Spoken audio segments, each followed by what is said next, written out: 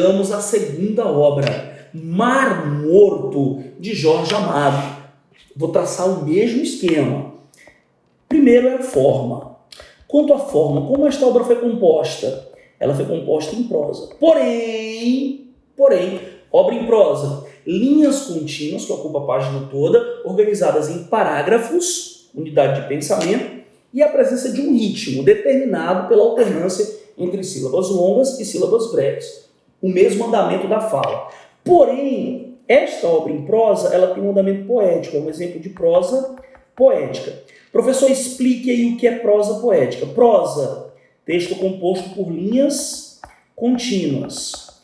Essas linhas contínuas agrupadas formam parágrafos. E esses parágrafos, eles apresentam um ritmo que é semelhante ao ritmo da fala. Então, tradicionalmente, quando um autor deseja contar uma história, ele escreve em prosa. Porém, esta prosa é especial, ela é poética, ou seja, ela apresenta uma linguagem que é típica dos poemas. Tradicionalmente, quando os autores queriam expressar sentimentos, escreviam poemas. Essa linguagem típica dos poemas é uma linguagem repleta de figuras de linguagem. Portanto, quanto à forma como esta obra foi composta, em prosa poética. Agora, quanto ao conteúdo, esta obra pertence a que gênero literário? Bem, esta obra pertence ao gênero narrativo. Por que narrativo? Por se tratar de uma narração feita em prosa, tá bom? É um texto do gênero narrativo, por se tratar de uma narração feita em prosa. Como esta obra apresenta uma crítica fortíssima aos sérios problemas sociais enfrentados pelos marítimos, pelos homens do mar, no cais da Baía de Todos os Santos, em Salvador, nós verificamos também uma dimensão satírica. É muito importante salientar que as obras literárias, via de regra, apresentam mais de um gênero literário. O gênero primário, o gênero primeiro, o gênero predominante em Mar Morto, narrativo. Porém, temos um gênero secundário, que é o gênero satírico, tá bom? Então, pega a dica. E agora vamos ao terceiro tópico, que é a linguagem. Bem, a linguagem presente nesse texto é uma linguagem verbal, pela utilização do verbo, da palavra, conotativa, figurativa. E esta linguagem é uma linguagem fortemente poética. É importante salientar que é uma linguagem que apresenta um certo lirismo, ou seja, uma atmosfera sentimental. Agora, vejamos o título, tá bom? Mar Morto. Mar Morto, a repetição do fonema me. Isso é uma aliteração. Portanto, o título já é um título fortemente poético, tá? Por que Mar Morto? Bem, a narrativa ela é centrada na história de Guma, Gumercindo, um mestre saveiro, um homem destemido, um cara bonito, um cara que vai para cima dos problemas e dificuldades, obstáculos, que ama fortemente Lívia, que tem um filho chamado Frederico, que gozou dos amores com Rosa Palmeirão, que tinha um pai chamado Frederico, exemplo do seu filho, né? Frederico, o avô Frederico Neto. E o pai teve um relacionamento com a mãe dele é não nomeada, e o pai sai no mundo irresponsável, e a mãe é colocada para fora de casa por uma gravidez indesejada e vira prostituta.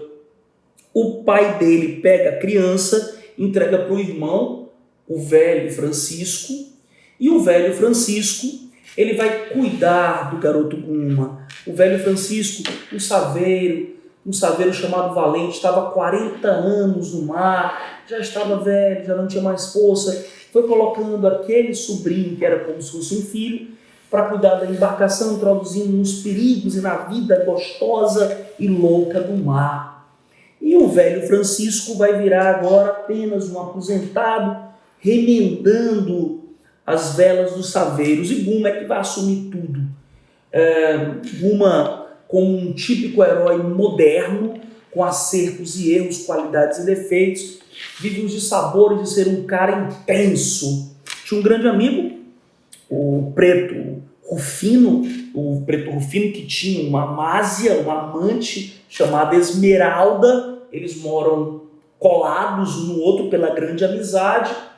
E, infelizmente, numa das noites em que Guma estava deitado na rede à sala, sua esposa Lívia, grávida, teve um problema de saúde, estava acamada. Esmeralda foi dormir na casa dos vizinhos, pulou na rede de Guma e eles tiveram um caso. Rufino volta, começa a desconfiar da esposa, ela não esconde ninguém, que é uma mulher livre, se relaciona com quem quiser. O Rufino, numa atitude violenta, comete feminicídio, leva a sua amante para o mar, lá cobra satisfações, ela diz que teve um caso com um homem, sim, com outros homens, inclusive com o melhor amigo dele, o Guma, e ele acha que isso não aconteceu, que ela está fazendo isso para provocá-lo. Ele pega o remo da embarcação e parte a cabeça dela no rio. Ela é jogada no mar, os tubarões vão comer e depois ele se mata. Guma vivencia uma dor muito grande com tudo isso, um peso de consciência pelo erro cometido, acaba chocando a sua embarcação contra as pedras, numa atitude suicida, e sobrevive ao acidente, mas não tem mais a embarcação, vai ter que comprar uma outra embarcação, que ele coloca o nome de paquete voador, e para pagar o paquete voador ele vai ter que fazer contrabando. Aí é o segundo erro que ele comete. E, lamentavelmente, uma das vezes que fazia uma viagem, os seus patrões caem no mar, ele salva as pessoas, mas acaba desaparecendo no mar. E a ideia é que ele teria sido devorado pelos tubarões. Porém, é importante salientar que desde o título nós temos essa ideia da morte rondando a obra, né? É uma obra que é uma tragédia anunciada, e essa ideia da morte no mar, ela também é vinculada a uma crença mítica que as pessoas daquele espaço têm em relação a Iemanjá, a mulher dos 5 nomes. Iemanjá, o nome geral, Dona Janaína para os marítimos, Dona Maria para a esposa dos marítimos, princesa de Ayoká e Inaê, princesa de Ayoká e Inaê, para aqueles que são pretos do candomblé, da religião de matriz africana. Então há uma ideia mítica de que Iemanjá é mãe e ao mesmo tempo amante desses marítimos todos. E a última cama que ele se deita é a cama dela. Então as esposas marítimos vivem uma relação conflituosa entre essa figura materna e ao mesmo tempo amante que rivaliza, que vai levar os seus homens. E os homens corajosos, eles aparecem no mar porque eles são levados por Iemanjá em seu colo para a terra do sem fim. Então morrer no mar acaba sendo algo doce para esses marítimos, porque eles estão morrendo honrosamente nos braços de Iemanjá, cumprindo o seu destino, a sua sina. Essa é a ideia que perpassa a narrativa, que Guma, por ser um homem corajoso, ele tem o direito de morrer no colo de Iemanjá.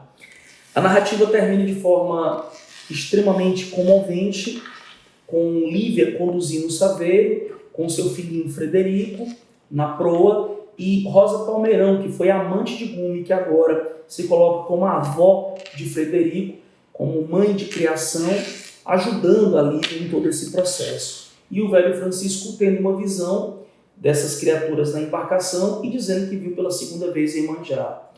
A narrativa ela tem 25 capítulos divididos em 3 partes. A primeira parte é Iemanjá, Rainha e Senhora do Mar. A segunda parte, Paquete Voador.